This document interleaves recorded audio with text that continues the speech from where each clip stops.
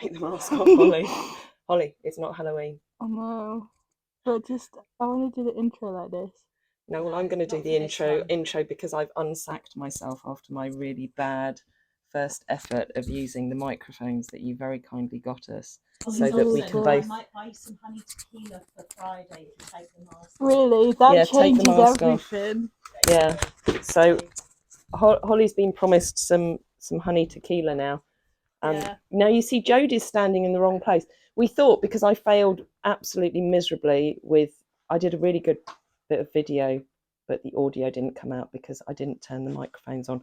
Why are you holding the microphone right over there? Well, just in case Jodie wants to. So Jodie is round here, but this is our coffee time. So we've got everyone in today. We have. Shall I pass over to you so you can do the talking? I mean, I was going to in a month. I was rudely I know, but I'm very good at rudely interrupting you. That's true. Okay, go on then. I'll pass over to you. Well, what we got to talk about? What you've been doing? What I was videoing earlier. Oh yeah, that's very true. We've been doing very productive things because we're very professional individuals who take what we do very seriously. We're trying to do a nice video, or I was trying to do a nice video to get back up on our YouTube channel because there's been quite a bit of. We are very professional individuals who do very professional things. We do, apart from when we're videoing, and then it all gets a little bit silly, doesn't it? It's not Halloween. Speaking of things like Halloween, what I've been in the office most of today, so I'm leaving poor Jodie and Holly in the horrible weather outside. I'm not going to wear the mask. Looking at getting our Easter open day set up because we had to cancel the December open day because there were lots of bugs going around, and as you will have heard in other videos, some of us were quite poorly. Holly's not been hit with it yet. No, not yet. I just feel like because of the orange. That you're too bright. Yeah. Well, you can move the camera if you like. Kneel down as well.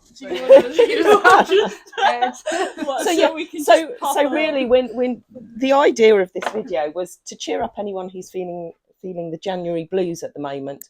You probably want to see more Friesians rather than us, so we'll try and get some Friesians on this video as well because they're far more interesting than we are. But just so that we don't make this too long, we're having coffee time at the moment, which is a very important part of our day. Yeah. We have our bulletproof coffee, and we've come to join Tamara and Freya in the office, who I'm just going to take this off and see if I can. Right, so we've got Tamara in the corner over there. What are you doing today, Tamara? Updating the website.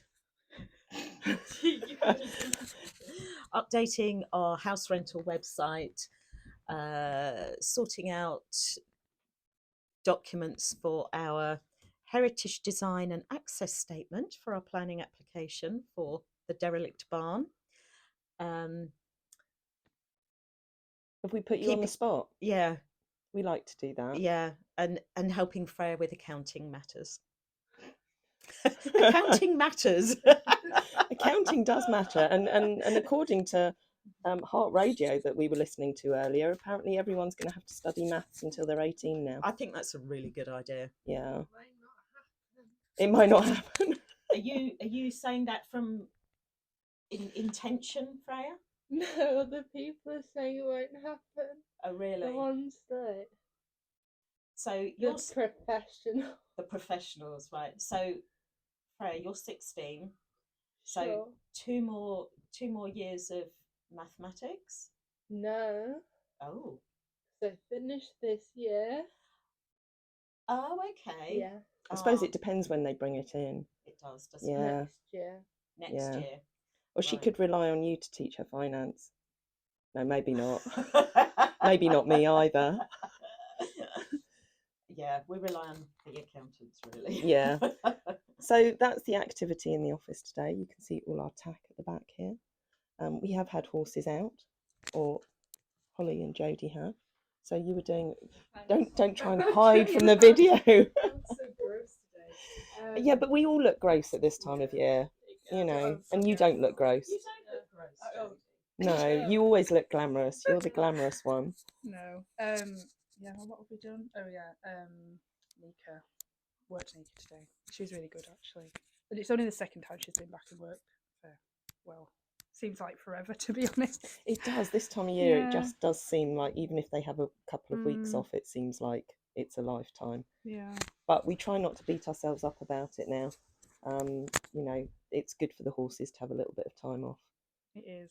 And what were you doing with Ice yesterday? Oh yeah, I forgot. That was another day. It every was. day's every day sort of blurs into one at the minute. Yeah. But yeah, he was really good. We went to a pole work clinic at Mel's.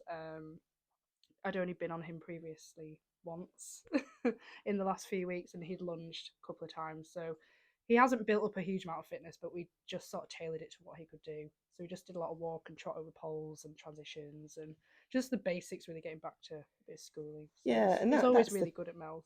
That's the thing this time of year. It is just doing the basics. Would you like me to take the camera off you now? Yeah, please do. So Holly's now pinched my seat, and you were doing something with Yodel.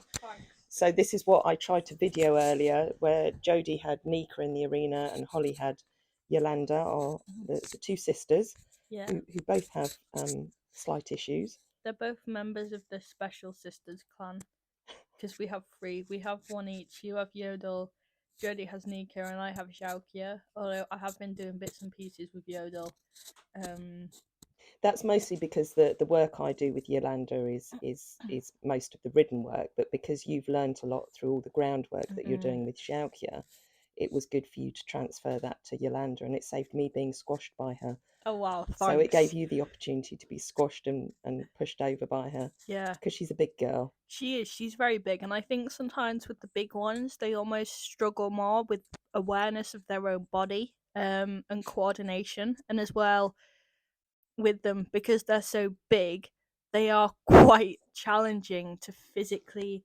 I don't want to say manipulate, but sometimes in the beginning, if you're getting them to walk a certain movement or perform a certain stretch, you do really have to sort of be very physical, because you're talking about nearly 800 kilograms of horse. Oh, definitely. And a lot sometimes as well, obviously, because it's difficult for them, they try to evade it by pushing into you or pushing over you, and you have to be like, no, come on. And yeah, we do lots of just lunging on the hoe, which is the same thing that Jodie is for Nika. It just encourages a nice sorry in the microphone as well. Yeah,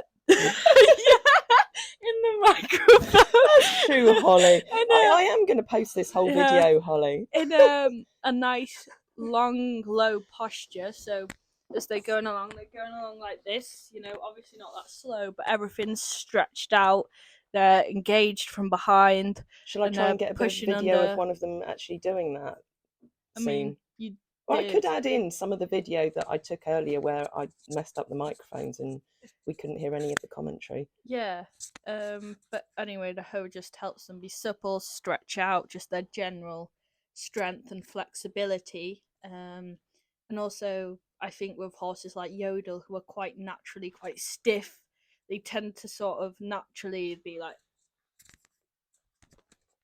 They don't necessarily have the rhythm when they're stiff, and it was the same as we were saying about Nika, wasn't it? Yeah. That she doesn't have that rhythm there when she first starts. Such a weird thing.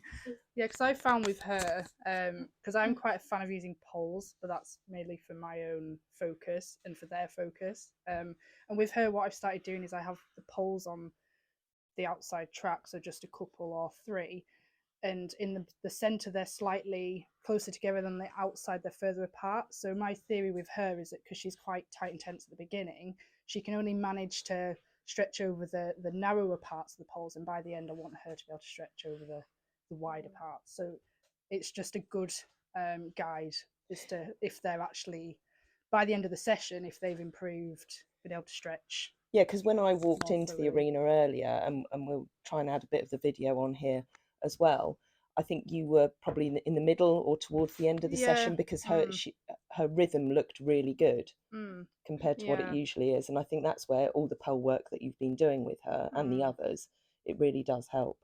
Yeah, I guess it's just, like me and Holly were saying earlier, it's everybody's individual preference on how they they're training themselves and the horses, isn't it, and how Mm. they find the focus. So Yeah. it's all good that there's sort of 3 different people working with the horses. Yeah, which is, exactly. you Yeah, know, because it's we all good. we all approach it in a Mm. slightly different way, but all with the same aim of getting the Yeah. rhythm and the balance and the strength. Mm. So there we go. So are you done with your coffee? Yeah, Yeah, you're I all am. empty. I am. Okay. So I am now. should we get back to the rain, and I'll get Yeah. back to my lovely computer and planning the open day. Cool.